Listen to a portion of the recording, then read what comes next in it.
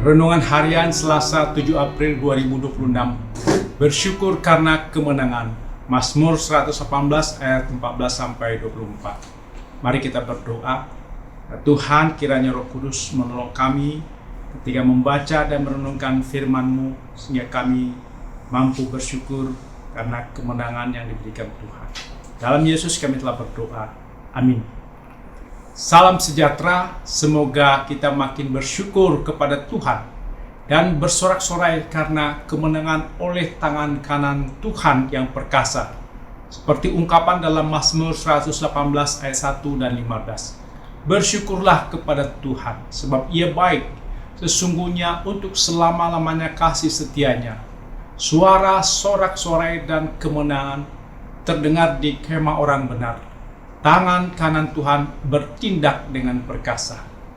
Kehidupan di dunia ini seringkali terasa seperti sebuah medan peperangan yang tak kunjung usai.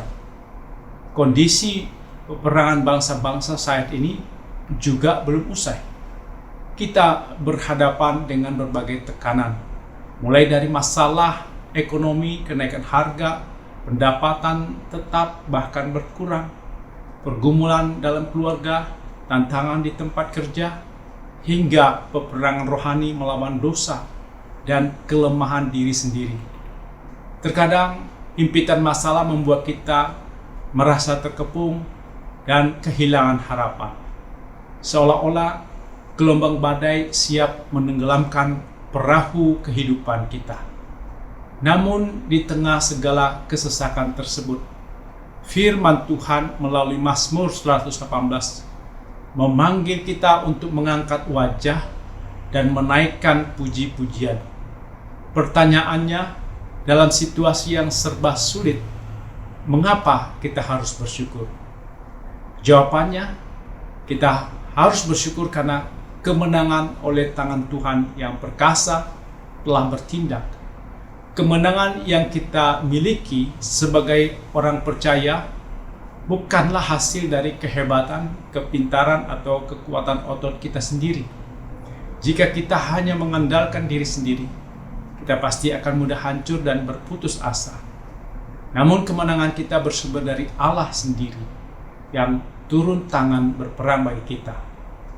Tangan kanannya yang perkasa telah bertindak memukul mundur musuh-musuh rohani kita dan melepaskan kita dari jerat keputusasaan. Dalam perjalanan iman, tidak jarang kita tergelincir dan jatuh ke dalam dosa. Dosa karena ketidaksetia pada Tuhan, keengganan untuk melayani, dendam, hingga berbagai pelanggaran lainnya membuat kita layak menerima hukuman. Pemazmur dengan jujur mengakui realitas teguran Allah ini. Tuhan telah menghajar aku dengan keras, tetapi Ia tidak menyerahkan aku kepada maut. Mazmur 118 ayat 18. Walau Tuhan pernah menghajar kita ketika kita jatuh dalam dosa, namun hajaran tersebut adalah hajaran seorang Bapa yang penuh kasih, bukan hukuman hakim yang membinasakan. Mengapa demikian? Karena Tuhan sudah menebus dosa kita secara tuntas melalui pengorbanan Yesus Kristus di kayu salib. Hukuman maut yang seharusnya kita tanggung, keterpisahan abadi dari Allah atau neraka, telah ditimpakan seluruhnya ke atas pundak Kristus. Ia menjadi seorang penebus yang membayar harga mahal dengan darahnya sendiri untuk membebaskan kita dari penjara iblis dan hukuman dosa. Oleh karena itu, disiplin atau hajaran yang kita alami di dunia ini bertujuan untuk mengoreksi, menyucikan, dan membawa kita pada pertobatan, bukan untuk mematikan kita selama-lamanya. Tuhan senantiasa membangkitkan dan memulihkan roh kita yang hancur, mengubah hati yang memberontak menjadi hati yang taat. Kita tidak lagi mengalami maut rohani, melainkan dianugerahi hidup yang sejati. ketika kita menyadari betapa besarnya anugerah keselamatan dan pembebasan dari maut yang telah Tuhan berikan, paradigma hidup kita akan berubah total. Keselamatan bukanlah sekedar tiket pasif menuju surga, melainkan sebuah panggilan aktif di masa kini. Kita tetap hidup hari ini dengan satu tujuan utama yang mulia, menceritakan perbuatan Tuhan. Menceritakan perbuatan Tuhan tidak hanya dilakukan melalui perkataan atau kesaksian lisan di gereja, tetapi juga melalui perbuatan nyata sehari-hari. Kita menceritakan kasih-Nya saat kita memutuskan untuk mengampuni orang yang bersalah kepada kita. Kita menyaksikan kebesaran-Nya ketika kita dengan penuh semangat melayani keluarga, sesama, dan gereja tanpa mencari popularitas. Semangat hidup kita kembali berkobar, bukan karena kita memaksa diri kita untuk kuat, melainkan karena kebangkitan Kristus yang hidup di dalam kita. Orang yang telah ditebus dari maut tidak akan menyia-nyiakan anugerah hidupnya untuk bermalas-malasan. Dia akan bangkit untuk berkarya bagi kemuliaan Sang Penebus. Kesadaran akan penebusan dan kemenangan ini pada akhirnya membawa pemazmur dan kita semua pada sebuah kerinduan yang mendalam untuk beribadah dan bersekutu dengan Allah. Bukakanlah aku pintu gerbang kebenaran. Aku hendak masuk ke dalamnya, hendak mengucap syukur kepada Tuhan. Mazmur 118 ayat 19. Pintu gerbang kebenaran melambangkan akses langsung ke hadirat Allah yang kudus. Pada zaman perjanjian lama, hanya orang-orang suci secara ritual yang diizinkan mendekat. Namun kini, melalui Kristus, Sang batu penjuru yang sempat dibuang oleh manusia, namun ditinggikan oleh Allah. Mazmur 118 ayat 22. Pintu gerbang itu telah terbuka lebar bagi setiap orang yang percaya. Kita masuk ke dalam gerbang kebenaran-Nya bukan dengan membawa kesombongan atas kebaikan kita, melainkan semata-mata dengan hati yang penuh syukur karena kebenaran Kristus telah disematkan kepada kita. Di dalam hadirat-Nya, kita menaikkan doa dan pujian terdalam kita. Aku bersyukur kepadamu, sebab Engkau telah menjawab aku dan telah menjadi keselamatanku. Mazmur 118 ayat 21. Betapa melegakannya mengetahui bahwa kita memiliki Allah yang mendengar seruan kesesakan kita. Kita bersyukur karena Tuhan menjawab kita pada saat kita merasa ditinggalkan. Ia tidak membiarkan kita berjuang sendirian.